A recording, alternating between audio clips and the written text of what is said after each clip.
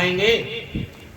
आपको दया करना चाहिए था, इतना पैर पकड़े, हाथ जोड़े, मिन्नतें किया, लेकिन आप नहीं पसीजे। तो हम भी आपकी कोई मदद नहीं करेंगे, जाइए मजदूर ढूंढ लीजिए। पूरे गांव में घूमे, कोई मजदूर तैयार नहीं। हार करके मुंह लटका करके वापस आ रहे थे तो एक महात्मा जी सामने ही बैठे हुए सारा वृतांत देख रहे थे। पूरा घटनाक्रम उन्होंने देखा। सेठ जी का वो अनाज बांध लेना, मिन्नतें किसान के द्वारा, पड़ोसियों के द्वारा किया जाना, सेठ जी की बेरहमी सब देखा। महात्मा जी ने पूछा सेठ जी से, सेठ जी क्या बात है, मुंह लटका करके कहां जा रहे हो, क्या हुआ? अरे महात्मा जी मजदूर लेने के लिए गया था, लेकिन मजदूर मिला नहीं। अब ये अनाज मैंने बांध लिया, इसको कौन मेरे घर पहुंचाएगा? महात्मा जी बोले काम तो तुमने अच्छा नहीं किया।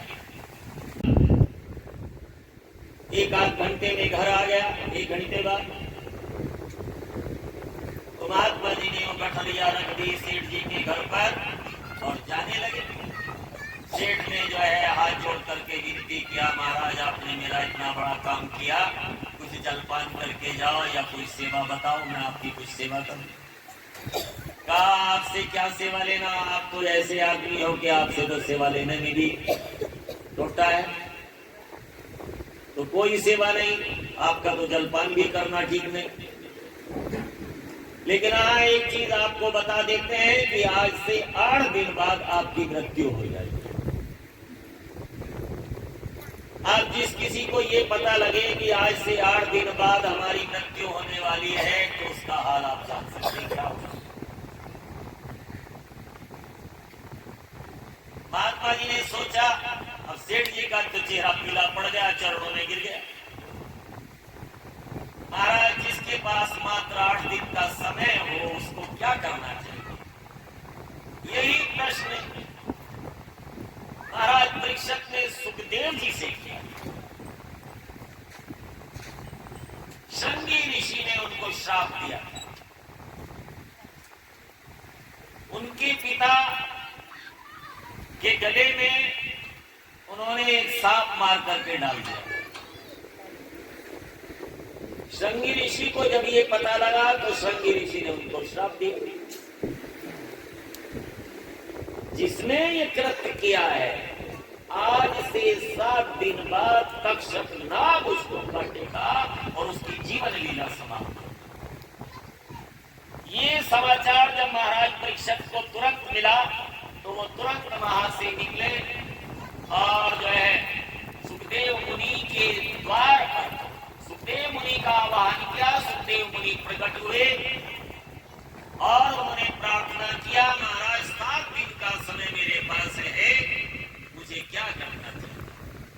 तो सुखदेव मुनि ने, जो वेद व्यास जी के पुत्र थे, शुक्रताल में वट वृक्ष के नीचे बैठ करके उनको 7 दिन के अंदर में इतना सत्संग सुनाया, इतना ज्ञान दिया कि उनका 7 दिन में ही मोक्ष मुक्ति करा।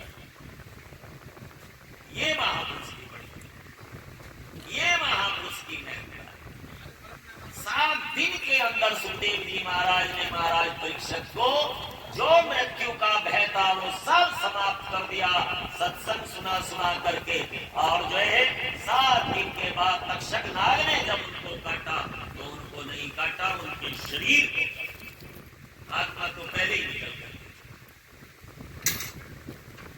तो जब महात्मा जी ने ये बात कहा तो सेठ जी चरणों में गिरे और कहा, महाराज मुझे क्या करना चाहिए, मेरे पास तो बस 8 दिन का समय है।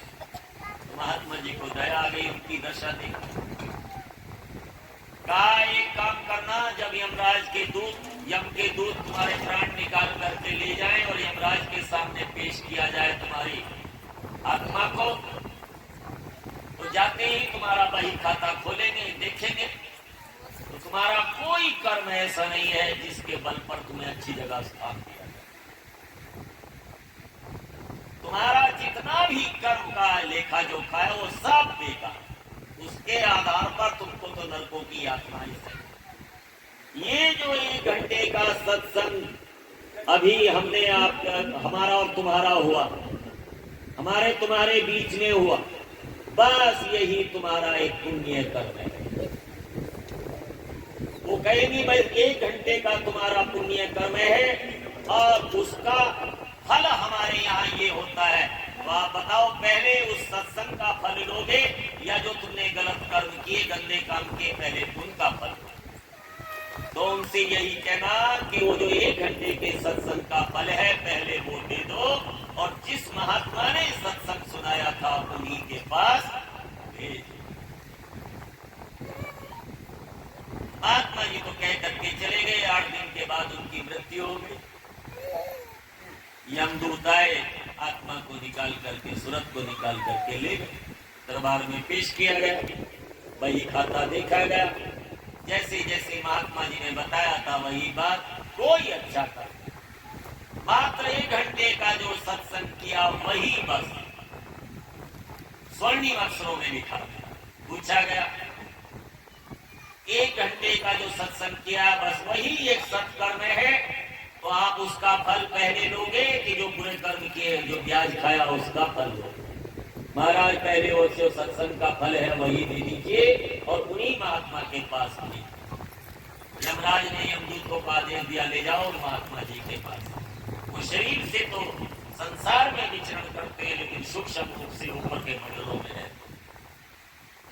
तो जहां ऊपर के मंडल में वो महात्मा जी बैठे थे वहीं पर उनको ले गए, और महात्मा जी उस वक्त में भी सत्संग कर रहे थे, जैसे इस वक्त ये सत्संग हो रहा है ऐसे ही सत्संग चल रहा था। सेठ जी पहुंचे, महात्मा जी को प्रणाम किया। महात्मा जी ने कहा, सेठ जी आ गए? कि हाँ महाराज आ गया। तो बैठ जाओ, सत्संग के वचन सुनो। बैठ गए सेठ जी। महात्मा जी सत्संग सुनाते रहे। जब समय समाप्त हुआ, जो यमदूत बाहर खड़े थे वो अंदर नहीं जा सके। जहां सत्संग होता है वहां यमदूत नहीं जा सके। यमदूत बाहर खड़े थे द्वार के। जब समय समाप्त हो गया तो उन्होंने सेठ जी को इशारा किया, आ जाओ, अब तुम्हारा समय समाप्त हो गया। तो वो जैसे ही उठे जाने के लिए, महात्मा जी ने कहा, चुपचाप बैठे रहो और सत्संग के वचन सुनते रहो। कुछ देर बाद फिर यमदूतों ने इशारा किया और वो फिर जाने को तैयार हुआ। महात्मा जी ने कहा, नहीं, बैठ जाओ चुपचाप सत्संग। 10 बार ऐसा हुआ। महात्मा जी ने इशारा किया, चुपचाप बैठे रहो, सत्संग सुनते। हार करके यम के दूत वापस चले गए। यमराज से कहा, महाराज वो तो आता नहीं, वो तो सत्संग सुन रहा, महात्मा जी उसको आने नहीं देते। तो यमराज ने कहा, वो अब ऐसी जगह पहुंच गया है वहां पर मेरी की पेश नहीं चलती।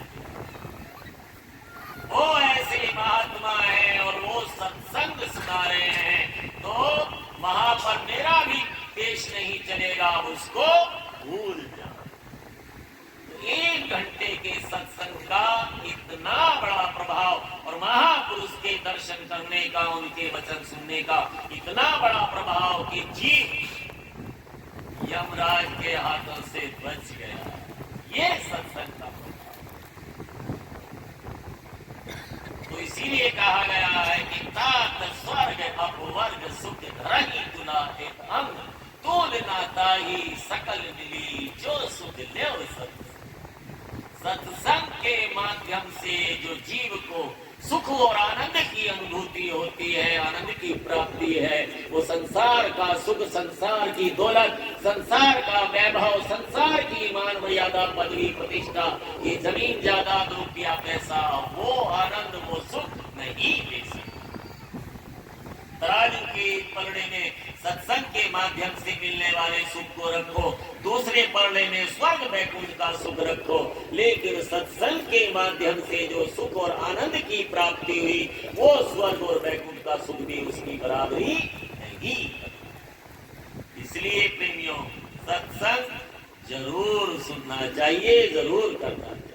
महापुरुषों का सत्संग, ऐसे समय के महात्मा, समय के महापुरुष, परम संत बाबा जय गुरुदेव जी महाराज सरी के महापुरुष और उनके जानशीन, उनके आध्यात्मिक उत्तराधिकारी सदगुरु वक्त समय के महात्मा, समय के महापुरुष दुखहर्ता परम पूज्य बाबा उमाकांत जी महाराज जैसे महापुरुषों का सत्संग करने से, सुनने से जीव को ये लाभ होता है कि जीव धीरे धीरे अपने घर की ओर चलना शुरू कर देता है और इस काल माया के देश से, इस मोह माया के देश से, इस मन माया के देश से उसका छुटकारा होने लगता है। ये सत्संग का तो हमको ये अनमोल वचन सुनने के लिए एक समय के महात्मा की जरूरत होती है, एक समय के संत सद्गुरु की जरूरत है, जिसके लिए कहा गया खोजोरी कोई सद्गुरु जाई जगत में दुर्लभ रतन। सब कुछ मिल सकता है लेकिन समय के महात्मा का मिलना अति दुर्लभ, वो बड़े भाग से मिलते हैं। समय के महापुरुष का मिलना बड़ा दुर्लभ है, वो मिल पाना हम उनको नहीं खोज सकते, वही हमको खोज। आप जितने प्रेमी बैठे हैं वो गुरु महाराज ने या बाबा उमाकांत जी महाराज ने आप लोगों को पकड़ा है, आप उनको नहीं पकड़ सकते। खोजोरी कोई सद्गुरु जाई जगत में दुर्लभ। गुरु तो ज्ञान का सागर है, ज्ञान का झरना है।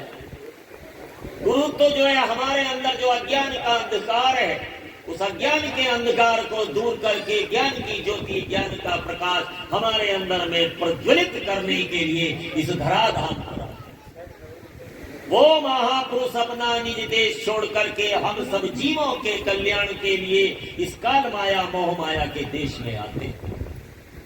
गुरु महाराज आए, शुद्ध बुद्ध चेतना या यूं कहिए वो स्वयं मालिक सत्य पुरुष मानव रूप लेकर के इस धराधाम पर हमारे लिए आए, जिसके लिए कहा गया निराकार की आरसी सदगुरु की यादे और लखा जो चाहे अलग को इन्हीं में। ये वही होते हैं, हम इनको देहधारी साधारण मानव समझते, पहचान नहीं पाते, बस यही अज्ञान है। ये वही है, देख जीवों की दीन दशा सत्य पुरुष ने की दया। देख जीवों की दीन दशा सत्य पुरुष ने की दया, महान मानव तनले जग में आए। सत्य लोक का पता बतान, सुरत शब्द का सच्चा मार्ग, संत मते का किया बखान, शब्द शब्द सीढ़ी रच डाली, चढ़ चढ़ पहुंचो। इसी काम के लिए ये महापुरुष अपना निज देश छोड़ करके इस काल माया के देश में और आकर के आवाज लगाते, धाम अपने चलो भाई, पराए देश नहीं रहना, काम अपना करो जाई, पराए काम नहीं फंसना। ये आवाज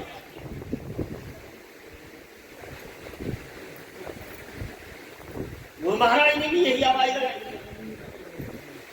कह बच्चों अपने घर चलने की तैयारी करो।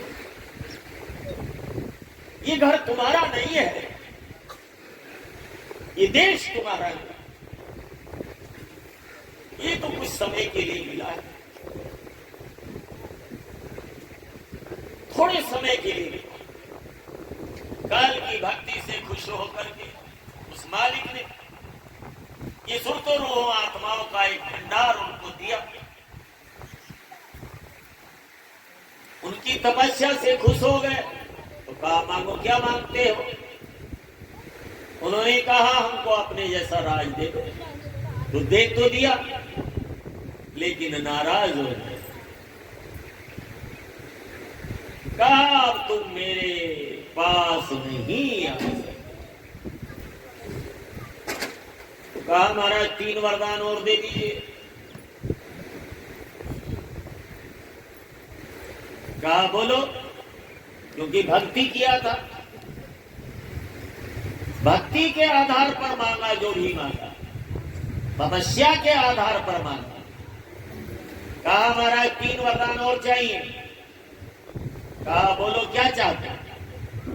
कि महाराज इनको दे करके आप इनको लेने के लिए जरूर आओगे।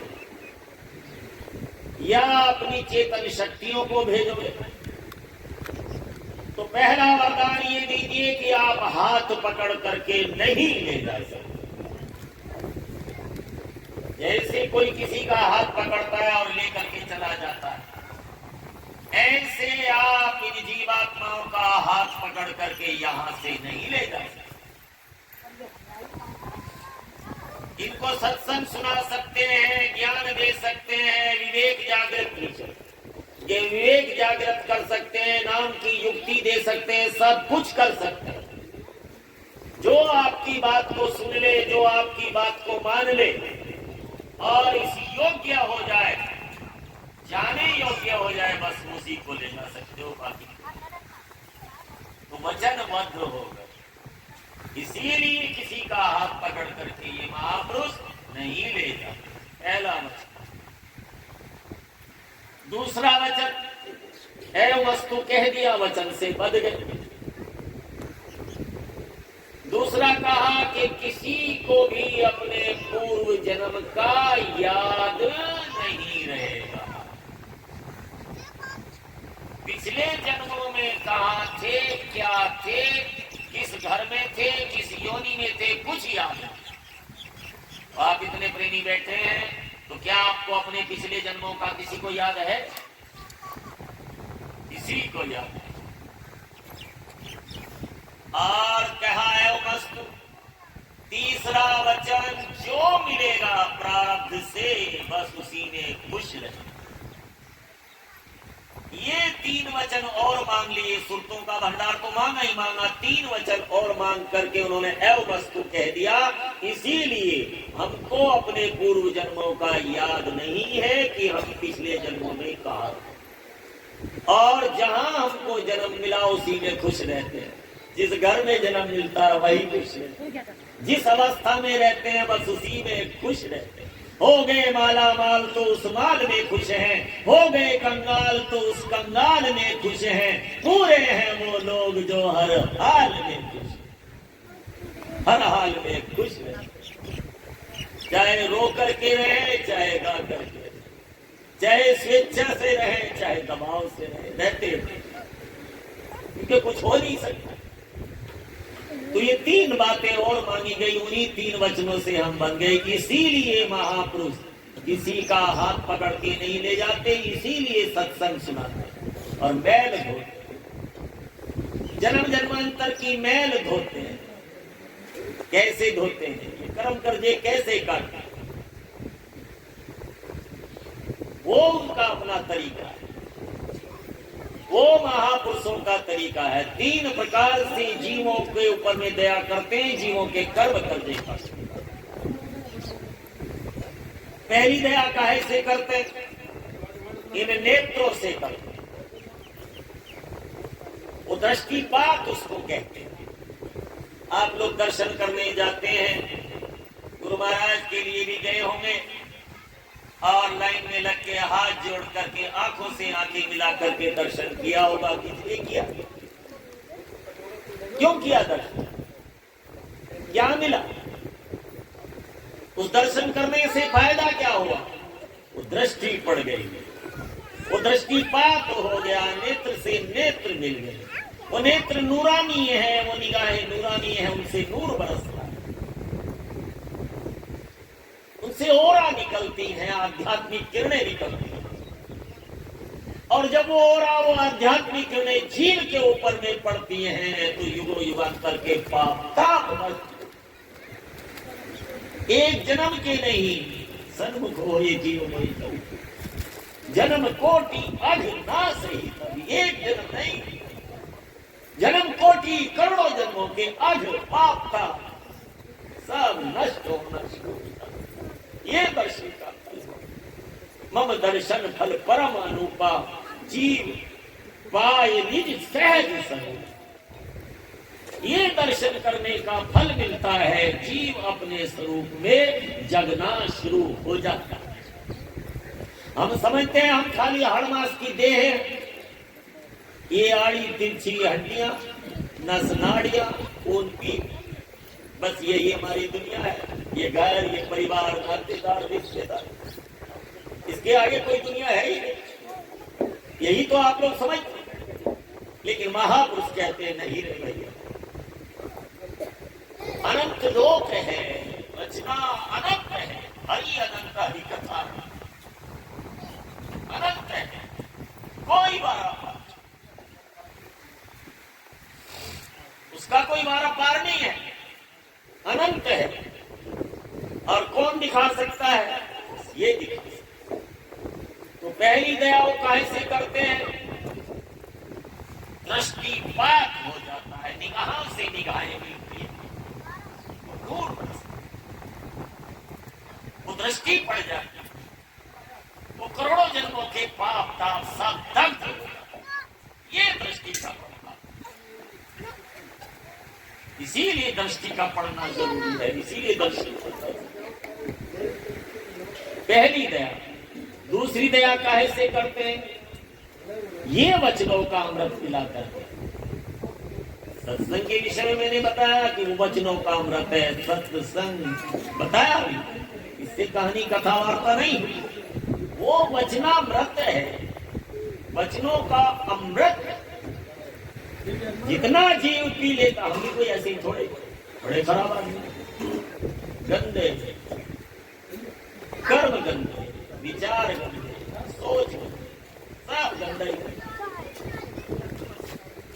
लेकिन पकड़ लिया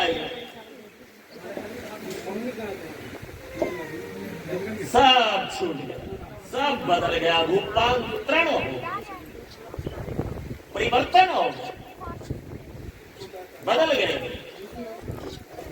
जैसे वो बदल गए, उल्टा नाम जपत जग जाना, वाल्मीकि भय ब्रह्म। कहां तो गंदा काम करते थे, लूटपाट, राहजनी, और महापुरुष का संग मिला तो उलट गए, सब छोड़ दो, ब्रह्म ऋषि हो गए, रामायण जैसे ग्रंथ की रचना कर डाली। ये महापुरुष के संग का प्रभाव है, ये दर्शन का प्रभाव। ऐसे ही थोड़े ये इन्होंने कह दिया हो गया, ऐसे नहीं होता। जब उनकी दया मेहर होती है तब होता है, नहीं तो नहीं होता। तो पहली दया इन नेत्रों से, दूसरी दया वचनों का सत्संग, और तीसरी दया करते हैं स्पर्श। गुरु महाराज इतनी बड़ी बड़ी लाइन लगवाते थे, किस लिए भाई? आप विचार करो, इसलिए लगाते थे ताकि जो चेतना, जो ऊर्जा उनके अंदर में बह रही है, वो ऊर्जा, वो चेतना उनके हाथ के द्वारा जब हमारे सर पर हाथ पड़ेगा तब वो हम तक पहुंच जाए। इसलिए ये महापुरुष स्पर्श करते हैं। बहुत से कहते हैं सर पे हाथ रखो, उनकी मौज नहीं है, रखवा लो। जब उनकी मौज होती है तब फायदा होता है, जबरदस्ती हाथ पकड़ के रखवा लो सर पे, कुछ मिलने वाला है? कुछ नहीं। दर्शन का फायदा भी तब होता है जब वो दर्शन देने के लिए आते हैं, तब उनकी मौज मिलेगी, तब फायदा। तो तीन प्रकार से दया, पहली नेत्रों से, दूसरी वचनों का अमृत से, और तीसरी स्पर्श। ये तीन प्रकार से दया करते हैं और तीन ही प्रकार की भक्ति बताते हैं।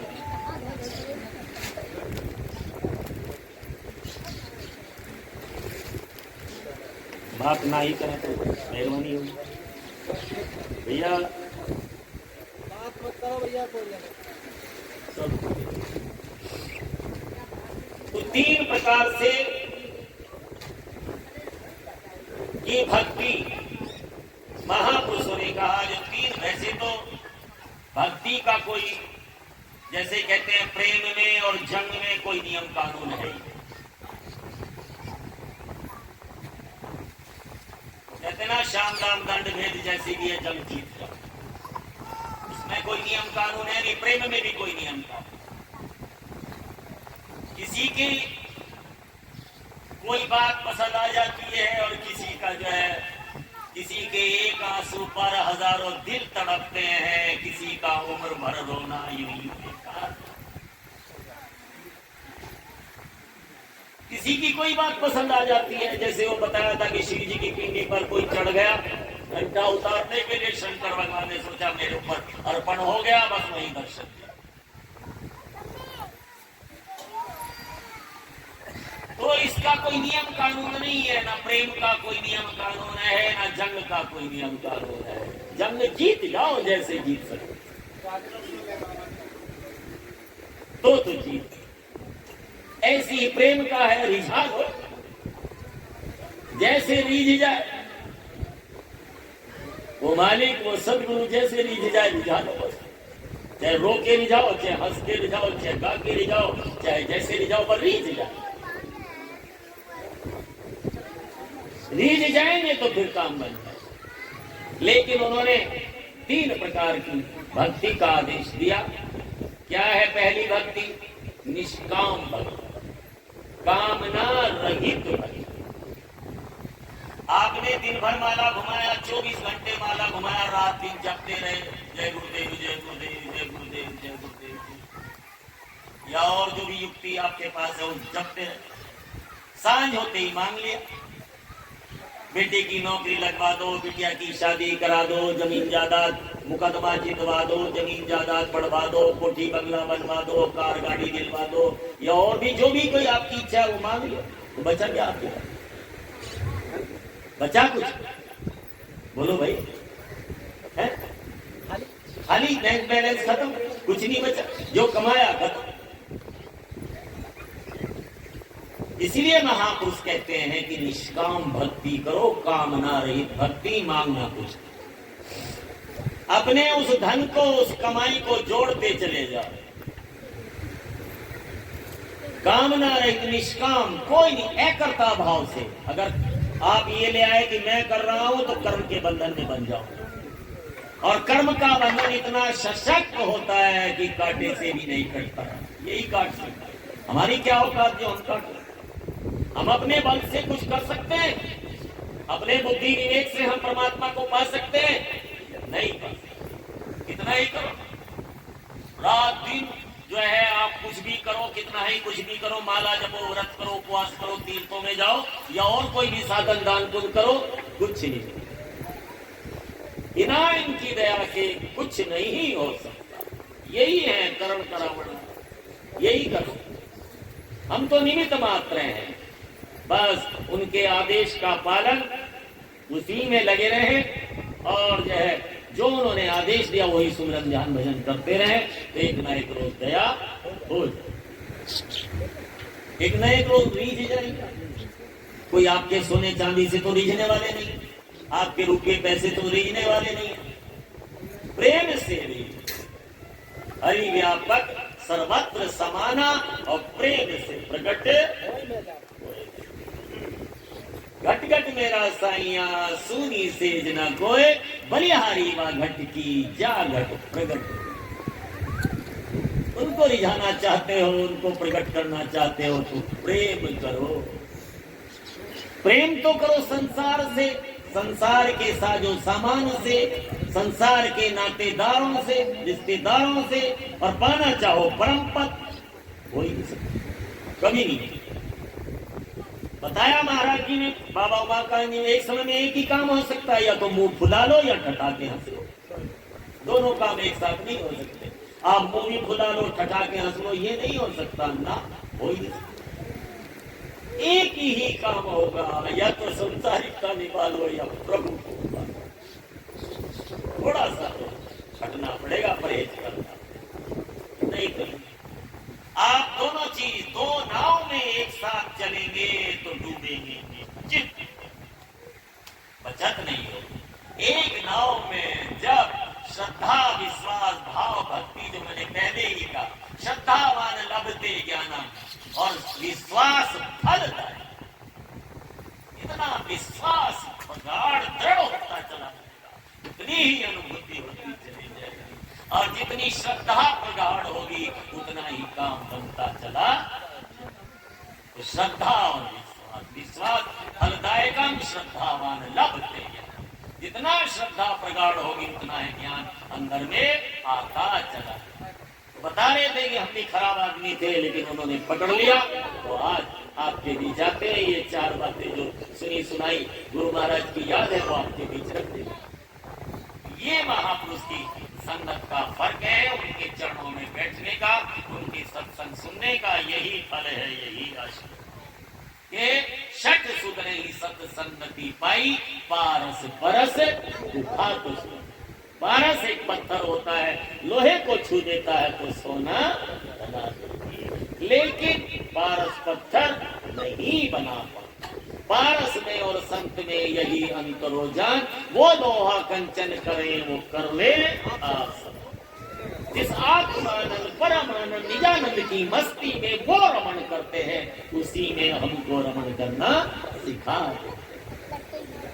हम उसी में रमण करना शुरू कर देते हैं। उस परमानंद, उस निजानंद, उस आत्मानंद की अनुभूति धीरे धीरे हमको होने लगती है जब हम उनके वचनों का पालन करते हैं, उनके वचनानुसार जब भक्ति करते हैं, अपने गृहस्थ धर्म का पालन करते हैं और समय निकाल करके भजन भक्ति करते हैं।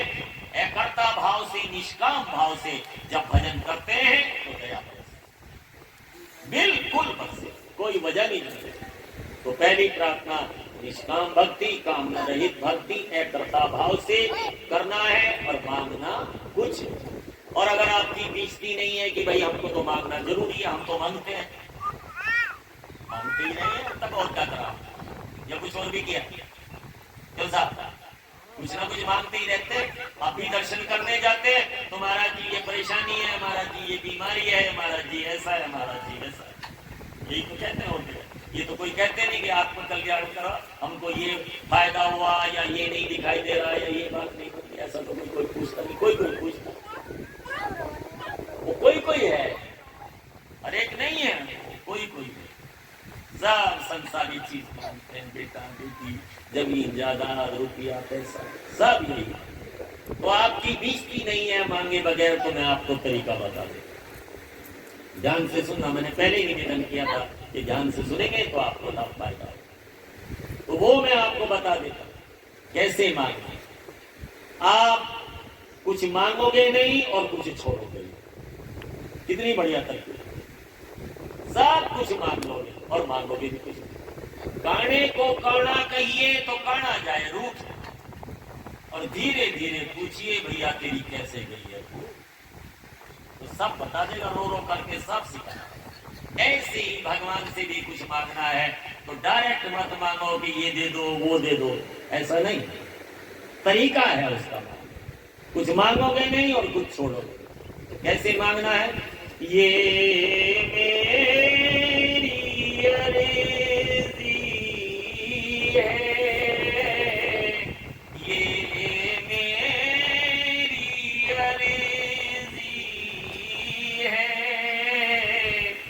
मैं वो हो जाऊं जो तेरी मर्जी है, मैं वो हो जाऊं जो तेरी, ये मेरी अर्जी है, ये मेरी अर्जी है, मैं वो हो जाऊं जो तेरी मर्जी है। हेलो हेलो हेलो,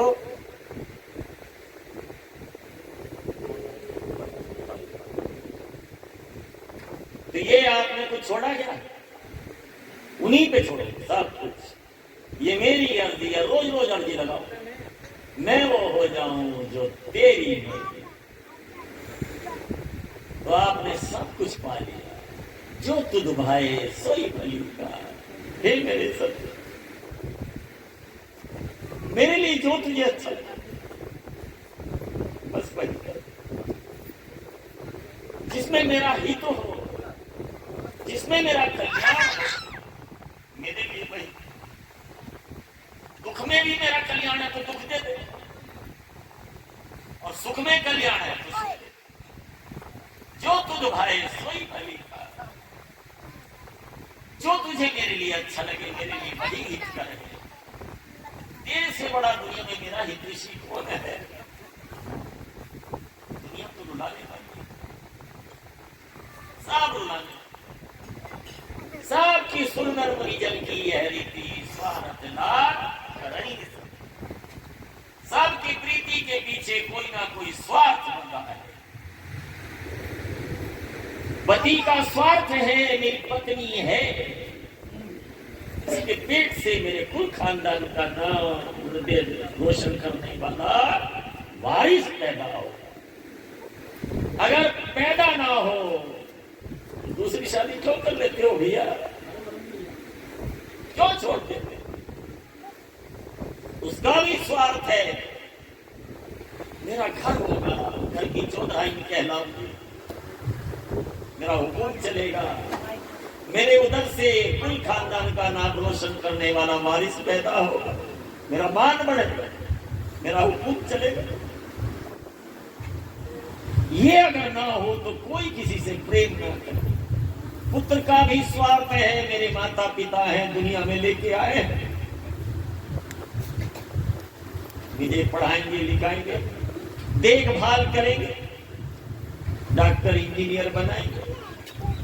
आप अपने बच्चे की बात ना मानो। बच्चे ने कहा मुझे ये वाली शर्ट चाहिए, ये वाली पैंट चाहिए, आपने कहा नहीं बेटा हमारे पास पैसे नहीं है, तो कुप्पा सा बैठ जाता फूल करके। कहीं से भी लाओ दिलाओगे, मजबूर हो जाओ। ये सब स्वार्थ, पिता का स्वार्थ है। आज इसको उंगली पकड़ करके चलना सिखाता हूं, जब मैं बूढ़ा हूं तब ये मेरे बुढ़ापे की लाठी बने। सब स्वार्थ से भरे। दुनिया में कोई ऐसा नहीं है जिसका स्वार्थ नहीं है। निस्वार्थ अगर कोई है तो ये कोई स्वार्थ नहीं, एक ही स्वार्थ है कि जीव अपने स्वरूप में जग जाए। इस जीव को इतनी अकल आ जाए कि ये कुछ समय के लिए मिला है, देव दुर्लभ देह। देवता भी जिसको पाने के लिए तरसते हैं, बड़े भाग्यवान उसका पावा सुर दुर्लभ सदग्रंथ, जिसके लिए सारे ग्रंथों ने गाया ये देव दुर्लभ है। जिन देवी देवताओं के आगे हम संसारी लोग हाथ बांधे खड़े रहते हैं, आरती घुमाते हैं, व्रत करते हैं, उपवास करते हैं, तीर्थों में जाते हैं, दान पुण्य करते हैं, भंडारे करते हैं, वो रीझ जाए तो हमें कुछ दे देंगे। वही देवी देवता परमात्मा से ये नरदेही मांगते हैं, मनुष्य भी मांगते हैं, हमको दे दो, हम भी भजन भक्ति करके इशारे जाने से छूट जाए। और आपको मिला, प्रभु ने दिया सुंदर देह, सर्वोत्तम कृति, सर्वोत्तम रचना परमात्मा की, और ये सबसे सुंदर गृहस्थाश्रम आपको मिला। और इसको पा करके भी आपने अपने आत्म कल्याण का विचार नहीं किया। क्या दिवस बिताया खाए कर, रात बिताई सोए। हीरा जन्म अनमोल था, कोड़ी बदले हीरे जैसा अनमोल जीवन परमात्मा ने अति दया करके दिया। देव दुर्लभ जो साधन धाम मोक्ष का द्वारा पाई न जही पर लोक सवारा, जो साधन का धाम और मोक्ष मुक्ति का दरवाजा जिसके अंदर है, उसको हम ही कमाते चले जाते। दिवस बिताया काय कर, दिन बिता देते हैं खाने कमाने में, रात बिताई सोए, सो कर हीरा जन्म अनमोल था, कोड़ी बन गई। 5 पहर धंधे गए, 3 पहर रहे सोए, एक घड़ी ना हरि भजो तो मुक्ति कहां से हो? नहीं कुछ। इसलिए निष्काम भक्ति, कामना रहित भक्ति, मांगना कुछ तेरा भाड़ा मिठा, जो तू दे रहा है बस वही मेरे लिए। जैसे तेरी दया हो, तेरी इच्छा हो, उसी के ऊपर छोड़। वो तो दयालु है, कृपालु है, भक्त वत्सल भगवान है, दया का सागर है, करुणालय वर्णालय। वो तो आपका हित ही करेगा, वो आपका बुरा थोड़ी करेगा कभी। तो ये मेरी अर्जी है, मैं वो हो जाऊं जो तेरी भले और उससे प्रेम करूं। जब उससे प्रेम हो जाएगा तब क्या होगा? ये जग रोक न पाएगा,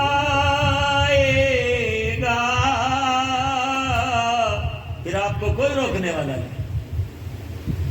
जब आप चल पड़ेंगे इस मार्ग पर,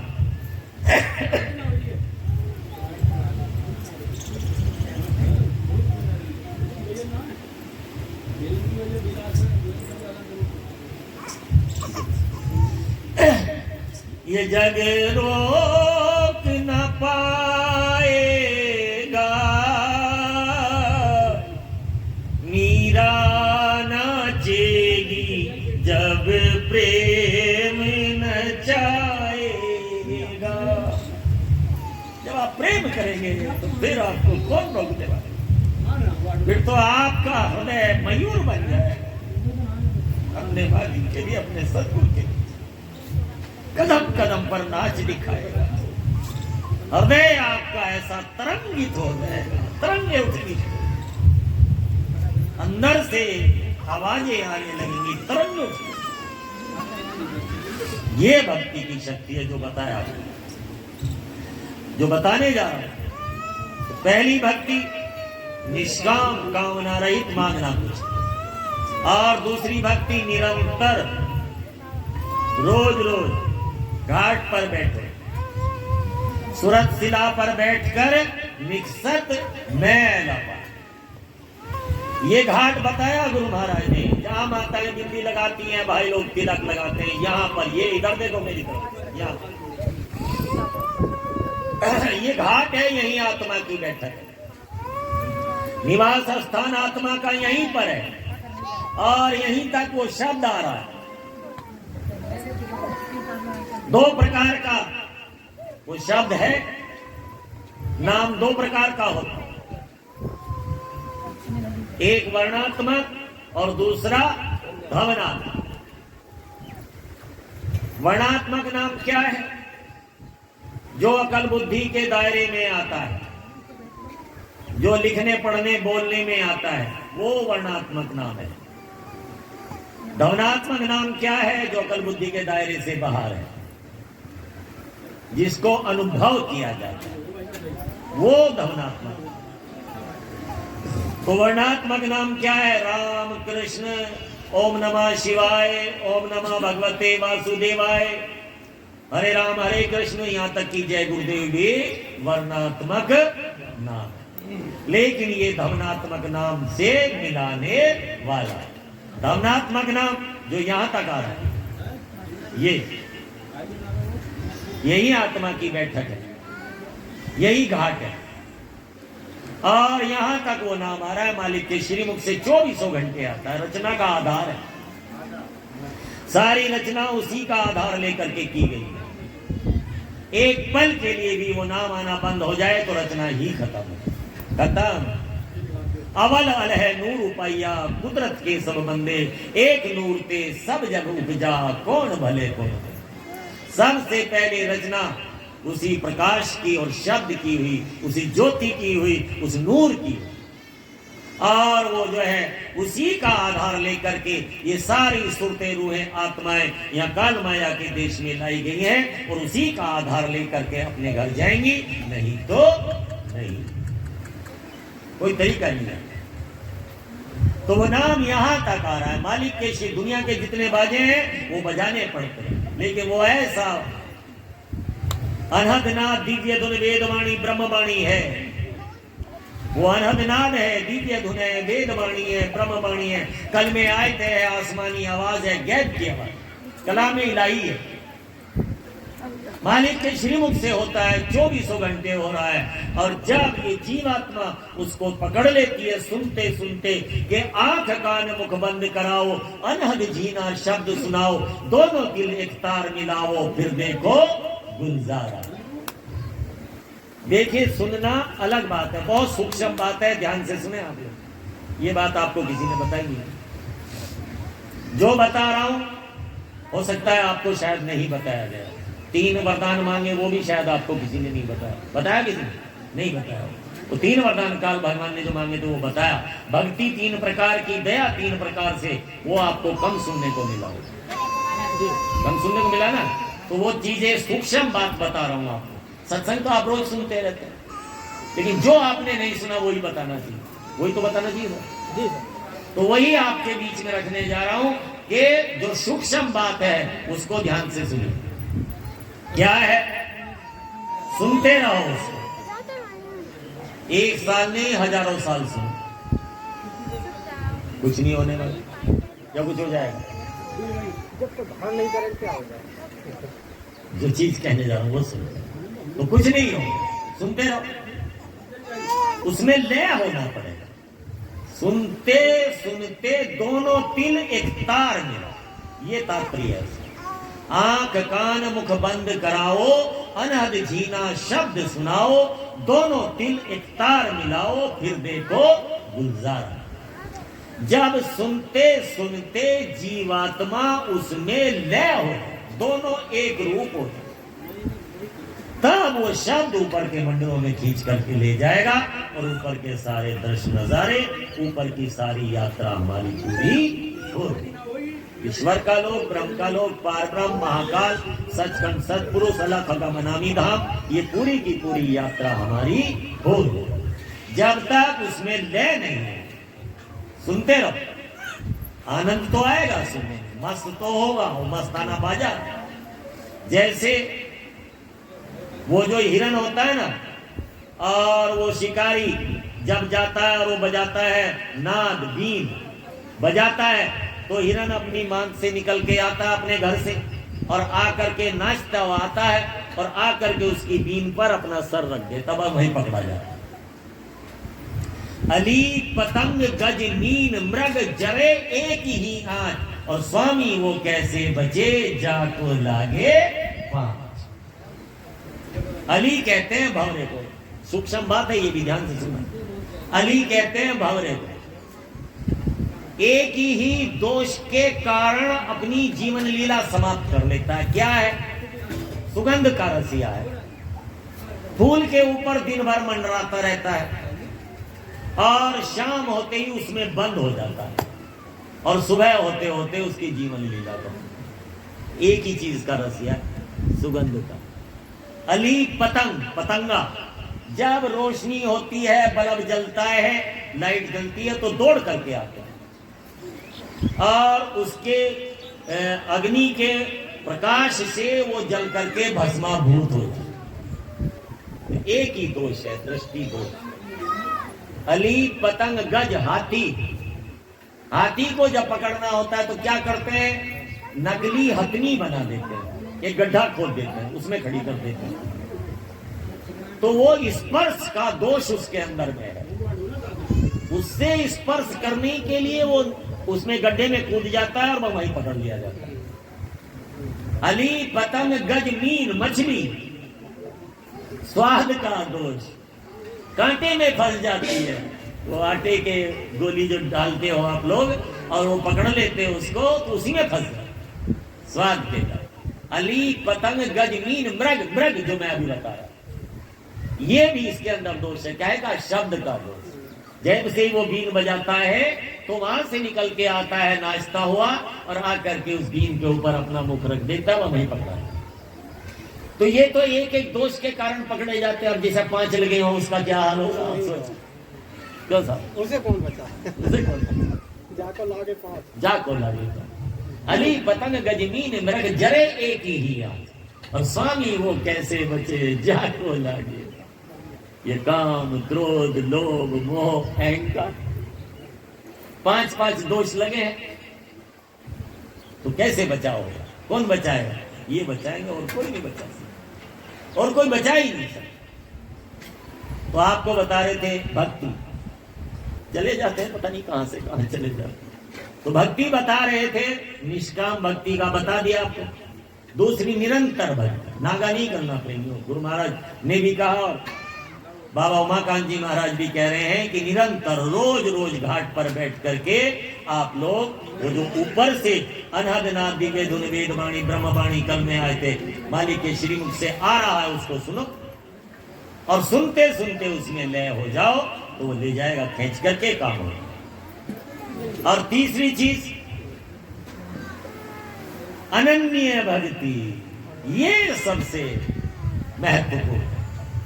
अनन्य, नान्य, अनन्य मतलब नान्य, बीच में कोई ना आवे, सीधा तार सदगुरु से जुड़े हम और तुम और दफ्तर गुम, बस दोनों तार जुड़ जाएगा तो काम बन जाएगा। और बीच में कोई, तभी तो कहते हैं कि मन को रोक के करें, तभी तो कहा गुरु बड़ा बैरी है मनगट में, इसी को जीतना कठिना, पढ़ो तुम मन ही के पीछे, करो कुछ और ना जतना, हार जब जाए मन तुझसे चढ़ा दे तू सुरख। इसीलिए तो कहा ये मन बड़ा बैरी है, बड़ा बैरी है मनगट में, इसी को जीतना है। और तीन लोग का मालिक है, छोटी मोटी चीज है, काल भगवान का एजेंट, माया को और साथ में लगा दिया उन्होंने। तो मन और माया ने दोनों ने मिलकर के जीवात्मा को भ्रमित कर दिया, भ्रम में डाल दिया कि भोग विलास विषय विकार तेरा मेरा लड़ाई झगड़ा जाति पाति में ही आनंद है और कहीं आनंद है ही। इसीलिए जीवात्मा अपने स्वरूप को भूल करके बैठ गई। आई थी शुद्ध बुद्ध, लेकिन यहाँ इन सब से मिल करके और अपने स्वरूप को भूल करके बैठी है, अपने प्रकाश को भूल करके बैठी है, अपने तेज को अपनी ताकत को भूल करके बैठी है। जब वो महात्मा आते हैं, वो जब जगाते हैं, तब ये जीवात्मा जागती है और इसको अपने स्वरूप का, अपनी ताकत का ज्ञान होना शुरू हो जाता है। इसीलिए सत्संग जरूरी है। और उनके वो, जैसे मैंने बताया, 3 प्रकार की दया लेना जरूरी है और 3 प्रकार की भक्ति, नान्य अनन्य भक्ति करना जरूरी है। तो ये बातें आप लोगों को अच्छी लगी हो तो इनको स्वीकार करो। तो पहली बात, सत्संग जरूर करना है, सत्संग में जरूर जाना है। सत्संग ज्ञान का सागर है। रिवीजन कर देता हूं जो मैंने अभी तक बताया, वो सत्संग ज्ञान का सागर है। वो नहीं मिलेगा तो आपको ज्ञान नहीं मिलेगा। एक बात, किसी महापुरुष की, गुरु की जरूरत है। गुरु बिन भवनि जीता ही ना कोई, चाहे विरंची शंकर सब। भले ही हमको ब्रह्मा जी जैसी अवस्था मिल जाए, शंकर जी जैसी अवस्था मिल जाए, यदि जीवन में गुरु नहीं है तो हमको ज्ञान की प्राप्ति नहीं हो सकती। हम काग से हंस नहीं बन सकते, कागा ही बने, काव काव ही करते रहे। हंस बनना चाहते हो तो समय के महापुरुष, समय के महात्मा दुखहर्ता बाबा जी तो निधान सिधारे, और उन्हीं का ये वार्षिक भंडारा, जीवन रक्षक वार्षिक भंडारा होने जा रहा। हर साल मनाते हैं आप लोग। उज्जैन में होगा आश्रम पर 2, 3 और 4 जून को, जिसके लिए सदगुरु वक्त ने कहा कि जा करके लोगों को बता दो, यहां जो भी आएगा वो यहां से खाली नहीं जाएगा, झोलियां भर दी जाए।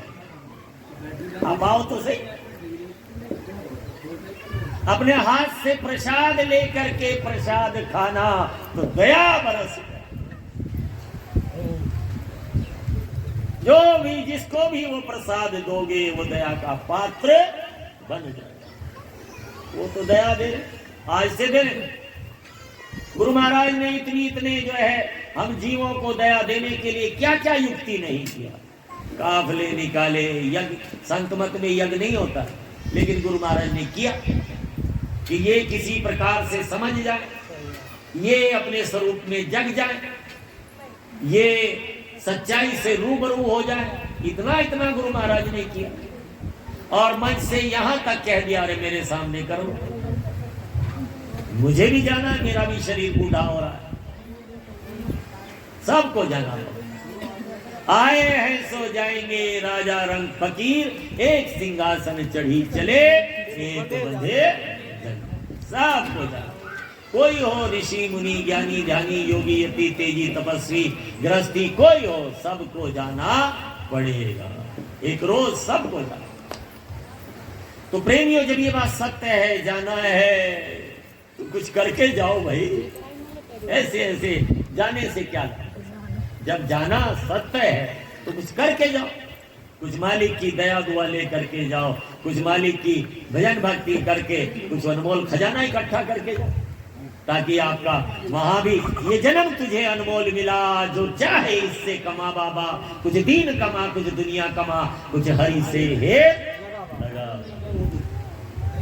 तो तुम्हारा लोक भी बन जाए और परलोक भी बन जाए। ऐसा कुछ कर लो, यहाँ भी आराम से रहो, और जब जाओ दुनिया छोड़ करके तो वहां भी आप अच्छी प्रकार से किसी अच्छी जगह स्थान पा जाओ, नरकों की यातनाओं से, 4 खान 84 लाख योनियों के जेल खाने से आपका बचाव हो। बस यही प्रार्थना ये सत्संग के माध्यम से आपसे करनी। तो एक समय का महापुरुष, समय का संत सदगुरु जब हमको मिलता है, तब ये ज्ञान की बातें हमारे को सुनने को मिलती है, और जब हम उन ज्ञान की बातों को जीवन में उतारते हो, अंतरंग हो जाते हैं, अंदर उतार लेते हैं, तो ये जितने भी कलमश पाप ताप कर्म करते हैं वो सब धीरे धीरे कटना शुरू हो जाते हैं। जीवात्मा निर्मल होने लगती है। परमात्मा ने मिलने के लिए एक ही शर्त लगाया, निर्मल मन जन सो मोहे पावा, मोहे कपट चल चित न भावा। जब तक छल कपट रहेगा, ये तेरा मेरा रहेगा, ये चुगली निंदा रहेगा, ये घृणा तृष्णा रहेगा, तब तक काम नहीं बनेगा। तो निर्मल होना पड़ेगा, सोच निर्मल, विचार निर्मल, कर्म निर्मल, खान पान निर्मल, अंदर बाहर निर्मलता आ जाएगी तो बात बन जाएगी, तो बात बन जाएगी।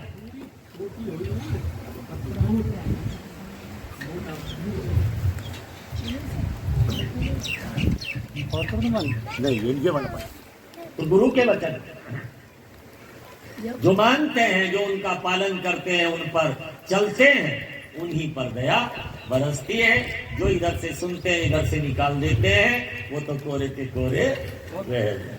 जैसे आए वैसे के नाम भी ले आए, लेकिन करा नहीं, बचनों को अंदर में उतारा नहीं, उनका पालन नहीं किया, तो दया नहीं बरसे, रह जाओगे जैसे के तैसे। इसीलिए आपसे प्रार्थना करने चाहे कि जिनके जीवन में सदगुरु है वो बड़े भाग्यशाली हैं, उनका जीवन धन्य है, वो गुरु के वचनों का पालन करें, और उन्होंने जो युक्ति दिया है, जो आदेश निर्देश होते रहते हैं, उनका पालन करते रहें, और मालिक की भजन भक्ति में लगे रहें, तो उनको सवेर दया रहमत मिल जाए। जिनको नहीं मिला है उनसे हमारी हाथ जोड़ करके प्रार्थना है, वो तुरंत जल्दी करे। समय के महापुरुष हैं, दुखहर्ता हैं, सदगुरु वक्त हैं। गुरु महाराज निधान सिधारे इन्हीं के लिए कह करके गए। 16 मई 2007 वसीरतगंज जिला उन्नाव में मंच से उद्घोष किया कि देख लो इनको, ये हमारे बाद नयों को नाम दान देंगे और पुरानों की संभाल करेंगे।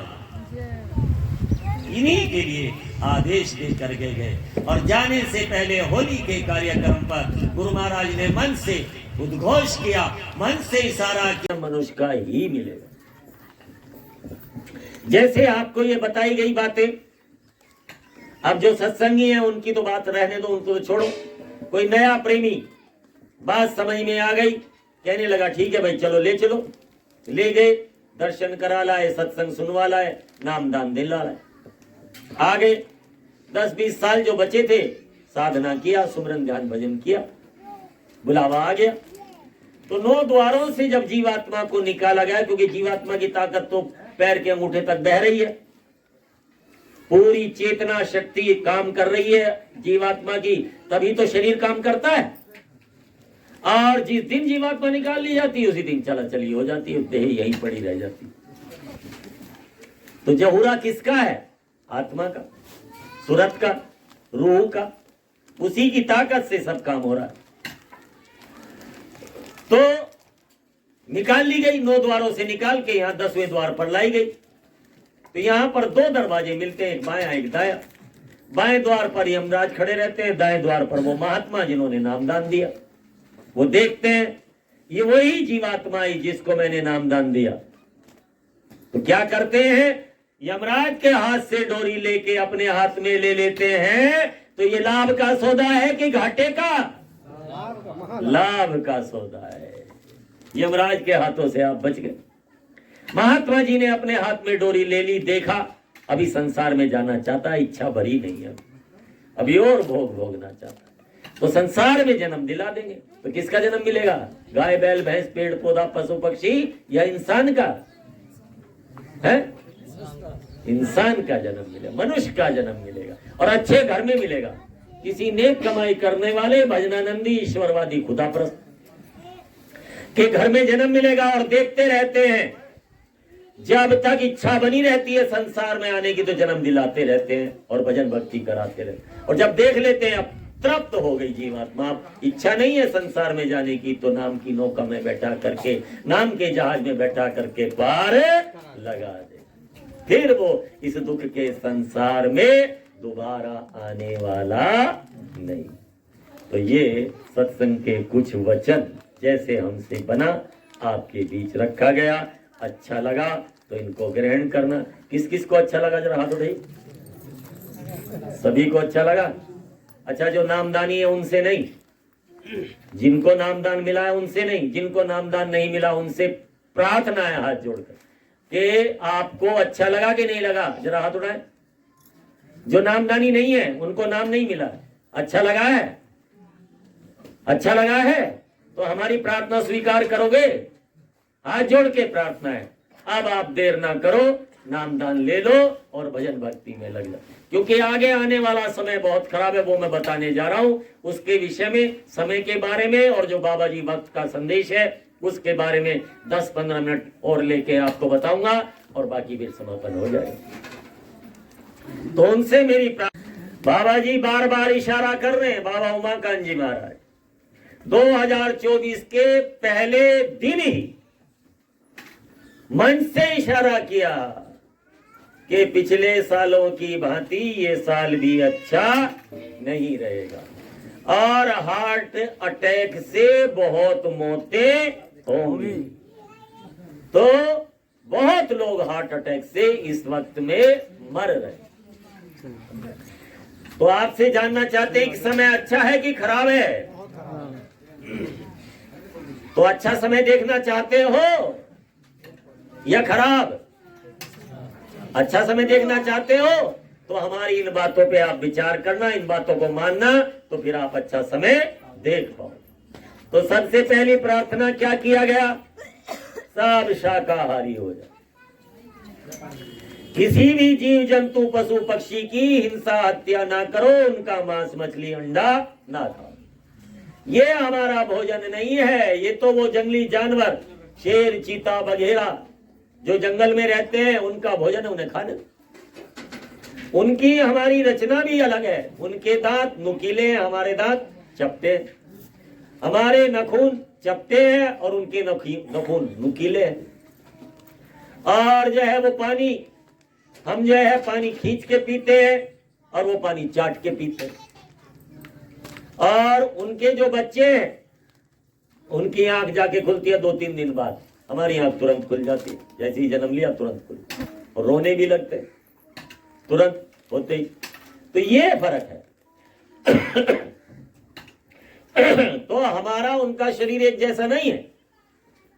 उनके और हमारी रचना में बड़ा, उनकी आंखें गोल होती हैं, हमारी आंखें लंबी हैं। ऐसी बहुत फर्क है, बहुत सारी जो है विभिन्नता है रचना में। तो हमारा भोजन है दाल रोटी, जितना आप खा सके खाए, कोई मना ही नहीं है, लेकिन नेक कमाई का हो। किसी को सता करके लाया हुआ, किसी को रुला करके लाया हुआ, किसी का हक छीन करके आपने अपने घर में मौज मस्ती किया तो घर खराब हो जाएगा, बच्चे बिगड़ जाएंगे, या आपको गंदी आदतें लग जाएंगी, या जो है बीमारियां घेर लेंगी, मुकदमे और न जाने क्या क्या लग जाएगा। तो नेक कमाई का होगा जिसके लिए कहा गया साईं इतना दीजिए जामे कुटुंब समाए, और मैं भी भूखा रहा हूं अतिथि ना भूखा जाए।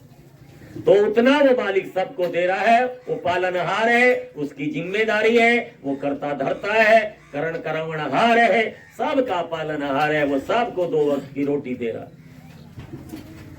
तो किसी भी प्रकार का मांस मछली अंडा नहीं खाना, ये गंदा खान पान है। पेट को शमशान बनाने से सब जो मर जाते हैं उनको आप जाते हो जलाने दफनाने, आके स्नान करते हो और इस मुर्दे को डाल दो इसमें। तो ये अच्छा काम है? गंदा काम, ये नहीं करना। आज आपसे प्रार्थना हाथ जोड़ करके आज आप संकल्प सब ले ले, जो है वो तो है ही है शाकाहारी, लेकिन अगर कोई है तो उससे प्रार्थना है आज संकल्प बना ले कि आज से हमने ये गंदा काम छोड़ दिया। तिल भर मच्छी खाए के कोटि गाय करो दान, काशी करवट ले चलो फिर बिना नरक निदान। कहते हैं बाबा जी, लोग कहते हैं कि काशी जी में जाके प्राण छोड़ेंगे स्वर्ग मिलेगा। बाबा जी कहते हैं कि मांस मछली अंडा खाओ, काशी नहीं कहीं और जाके प्राण छोड़ना, सीधे नरक में जाना पड़ेगा। तो ये गंदा काम करने से क्या फायदा? एक बात। दूसरी बात, शराब जैसे नशे से बचो। अवगुण कहूं शराब के ज्ञानवंत सुन ले, मानुष ते पशवा करे द्रवगांठ कर। शराब पीने वाले भाइयों सुनो, शराब में 2 महान अवगुण होते हैं। शराब पी करके बुद्धि खराब हो जाती है, इंसान नहीं रहता, पशुवत हो जाता है, बुद्धि काम नहीं करती। किसी की बहन बेटी का हाथ पकड़ लेता है तो तबीयत से लाठी डंडे चलते हैं, जूता बजता है, कोर्ट कचहरी हो जाता है, सर फूट जाते हैं। इतना गंदा काम है। द्रव गांठ का दे जो पैसा होता है वो शराब की भेंट चढ़ जाता है, और जब पैसा खत्म हो जाता है तो फिर जमीन बिक जाती है। ऐसा ऐसा सुनने के लिए मिलता है। अच्छा घर, अच्छा परिवार, अच्छी रहनी सहनी, प्रेम प्यार का माहौल, लेकिन शराब की लत लगी तो जो पैसा था शराब की भेंट चढ़ गया, और जब पैसा नहीं रहा तो जमीन बेच बेच करके पी गए। आज रोटियों का मामला भी खटाई में। तो बाबा जी ने बड़ी सुंदर बात की, ध्यान से सुने कि जाम पर जाम पीने से क्या फायदा, जाम पर जाम पीने से क्या फायदा, रात को पी सुबह उतर जाएगी। जाम पर जाम पीने से क्या फायदा, रात को पी सुबह उतर जाएगी। अरे तू गुरु नाम की प्याली पी ले, तू प्रभु नाम की प्याली पी ले, तू हरि नाम की प्याली पी ले, तेरी जिंदगी संवर जाएगी, ये तेरी किस्मत संवर जाएगी, ये तेरा रूठा हुआ नसीबा भी संवर जाएगा। जो हो जो के यकी का मिल तो कट जाती है जंजीरें, और निगाहें मर्द मोमिन से बदल जाती है तकदीरें। इनको ये महारत हासिल है, ये कर्म रेख मिटा देते हैं, कर्म लेख मिटा देते हैं। होनी होती है सूली, फांसी सूली, लेकिन उसका भुगतान करा देते हैं। छोटा मोटा कोई एक्सीडेंट करा करके 2-4 हजार रुपए डॉक्टर को दिलवा करके 2-4 दिन उनके यहाँ लिटवा करके थोड़ा सा प्लास्टर चढ़वा करके वो सब कर्म कर जाए ये महापुरुष काट देते हैं। तो ये बड़े दयालु होते हैं, इनकी दया से वो सूली का सूल बन जाता है। तो ऐसे महापुरुष जब तक जीवन में नहीं आएंगे तो वस्तु कहीं ढूंढे कहीं, कहीं विधि आवे हाथ, कहत कबीर तब पाइए जब भेदी लीजिए साथ, भेदी लीना साथ कर दीनी वस्तु लखाए, कोटि जन्म का पंथ था पल में दिया पहुंचाए। तो जब भेदी मिल जाते हैं, जब सदगुरु मिल जाते हैं तो दया बरस जाती है, वो नाम की दौलत मिल जाती है। मीरा जी इतना तड़पी, इतना रोई और इतना प्रयास किया, इतना सब कुछ किया, लेकिन फिर भी गिरधर गोपाल नहीं मिला। कब मिला? कहाँ वो शतरानी महलों की रानी, कहाँ वो जूती बनाने वाला महात्मा रैदास जी महाराज काशी में रहने वाले।